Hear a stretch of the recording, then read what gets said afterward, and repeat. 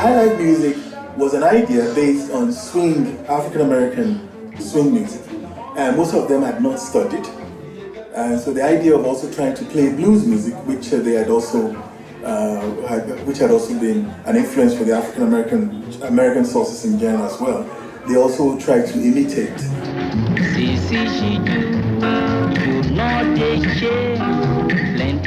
Well, Bobby Benson was the godfather of Nigerian music, and he was the first person to be influenced by this Ghanaian highlife music. And the result was Taxi Driver. If you marry taxi driver, I don't care. If you marry lorry driver, I don't care. If you marry... Bobby Benson is known for nurturing the second generation of Nigerian musicians.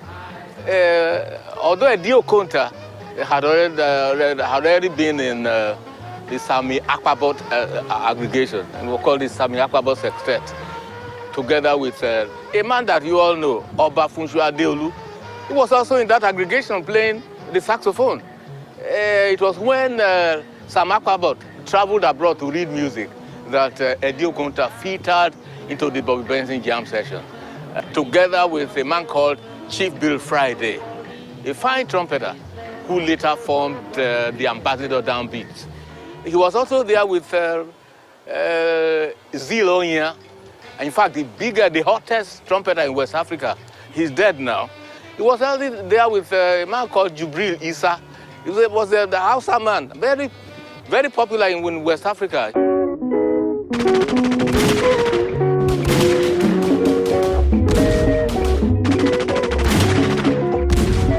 Just before and during the Biafran Civil War that raged between 1967 and 1970, most musicians of Eastern Nigerian origin relocated from Lagos and returned to their respective towns and cities.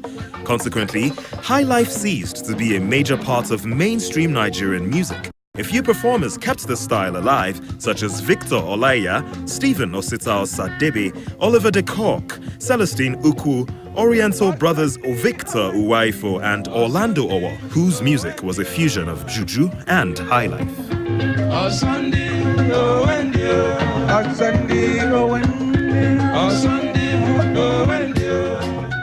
One of the early hot spots in those days was Ambassador Hotel, Sabo Yaba. Now situated in Sabo Yaba.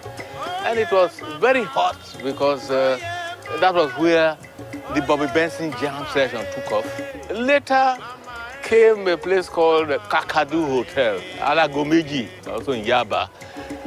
This was in the 1960 or so, where a man called Isi Arinze, he called his band Isi Arinze and his music. As a matter of fact, Isi Arinze had been playing at Empire Hotel, owned by Chief Kanu. And he came to Kakadu Hotel to establish a clientele that was very fashionable. And they called the place the magic spot in those days. There was Central Hotel that was a stone's throw from Kakadu Hotel. That was where a man called Eric Onuga. Eric Onuga was a trumpeter. He was playing there with a guy called Chike Emegokwe, who also later died.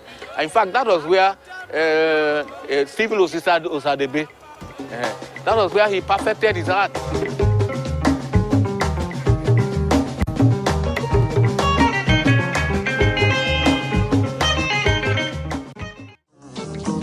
Everybody run, run, run. Everybody scatter, scatter. Nigeria had just staggered out of her 30-month-long fratricidal war. Deep losses had been incurred on all sides. Severe injuries were still being nursed. Healings were just about to begin. As if to assuage the heart-rending sorrows of the nation, oil, the black gold, sprouted out of the bowels of the earth in massive commercial quantities. And so an otherwise somber party came all alive and kicking. Nigeria became a huge dance hall. Hey.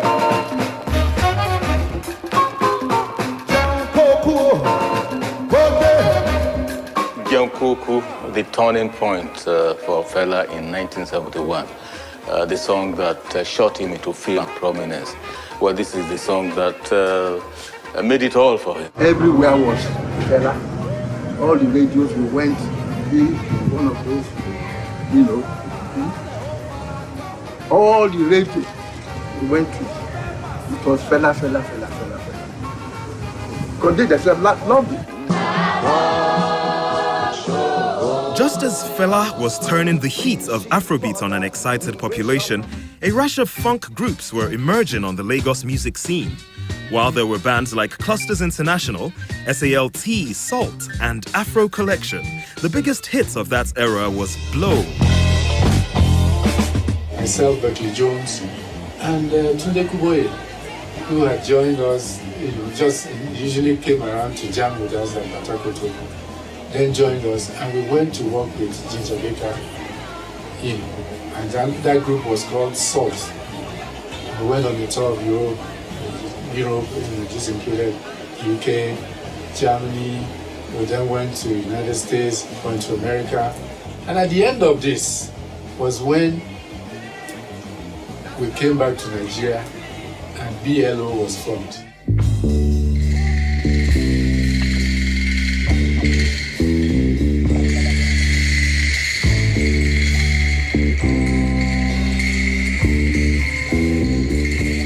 I did Blow Chapter 1, The Native Daughter.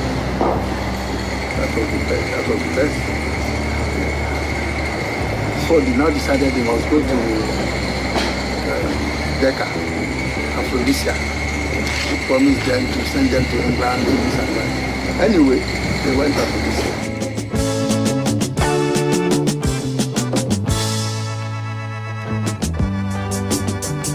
Ofege, the unforgettable sensation of the mid-70s. Like a wildfire in Hamatan, these high school boys from St. Gregory's College, Lagos, took over the airwaves and dance floors across Nigeria. That was the real beginning,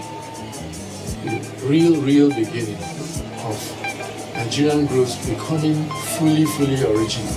It was a new thing anyway, and I knew it would work, but not as big as that.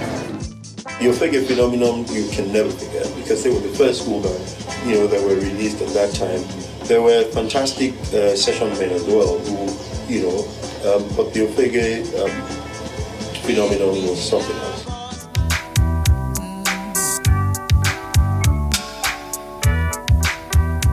It was a funky 80s in Nigeria.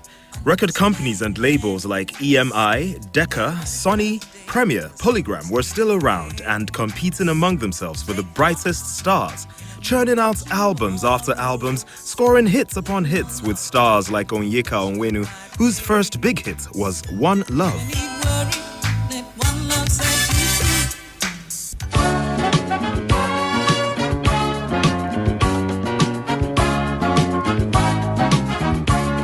There was also the folksy Christy Essien, who had many successful album releases. I need someone living in my heart.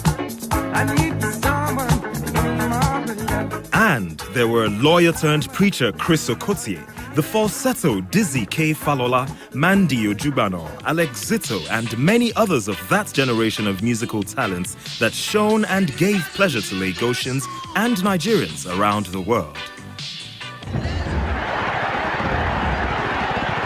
The 1990s was a period of giddy ferment for indigenous music in Lagos.